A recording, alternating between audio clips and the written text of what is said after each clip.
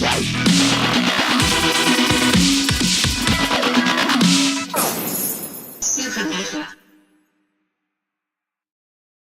happening, guys? Supernova here, and today we're going to go over some of the details surrounding Bungie and their split from Activision. I'm going to explain what it all means and let you know if you should care.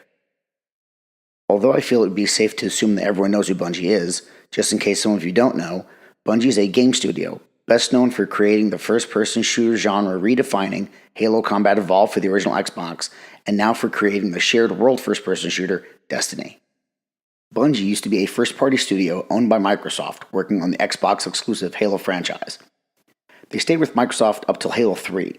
Then on October 5th, 2007, Bungie announced they had split from Microsoft, citing they had left to gain creative freedom.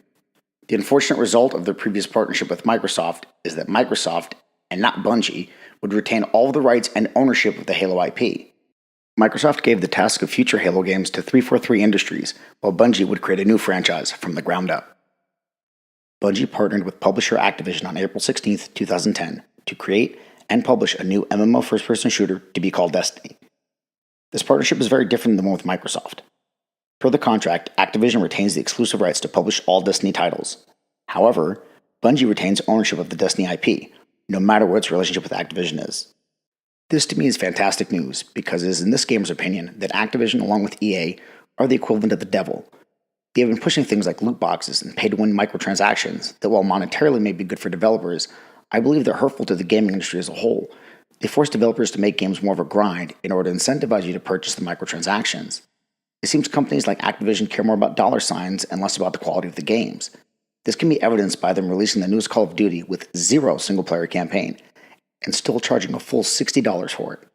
They even waited till after Call of Duty Black Ops 4 was released and reviewed before inserting microtransactions weeks later.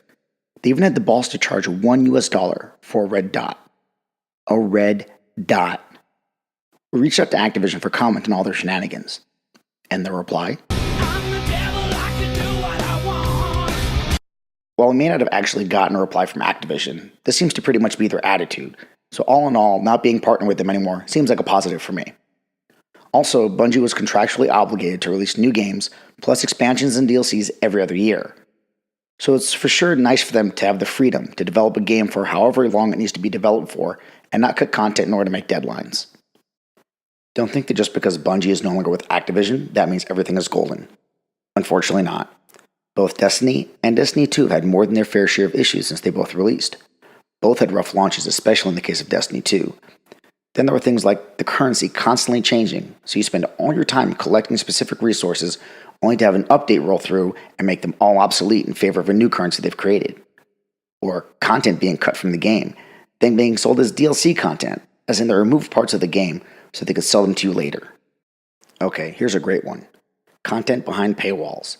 So you paid full price for a game, but it seems some things, already in the game you've paid for, are locked until you pay for the necessary expansions to unlock it. And on the issues go. Now, it'd be very easy to just pin this on Activision, but unfortunately, a Kotaku article uncovers how it's actually Bungie and not Activision who's guilty of most of these ideas. I'll leave a link to that Kotaku article in the description. The article also tells of Bungie co-founder Jason Jones, who even demanded that the Destiny game be made into an open-world, non-linear game because he felt that's where the money was, instead of the narrative-driven, linear experiences that Bungie's known for. He even had his team scrap the entire storyline and reboot it a year before release. Most of the big names at Bungie associated with creating Halo were either fired by the company or quit. Unfortunately, the Bungie of today is just not the Bungie that redefined the shooter genre all those years ago. And that's just a shame. So, while I want to get very excited for this news, I find it hard to be, learning that Bungie initiated a lot of the most hated things that have ever occurred or that are currently occurring within their Destiny games. So to answer the main question of should you care, yes, absolutely, if you're anyone who calls themselves a gamer, you 100% should care. But I wouldn't recommend getting too excited for anything just yet. The split has me slightly optimistic, but I'm worried that since changing so much and seeing how much additional money they can extract from the players, that the damage may already be done, and it may be unfixable. Well guys, that's the video. Please leave your comments down below, and if you like what you heard here today, feel free to like, share, and subscribe. We'll catch you on the next Supernova.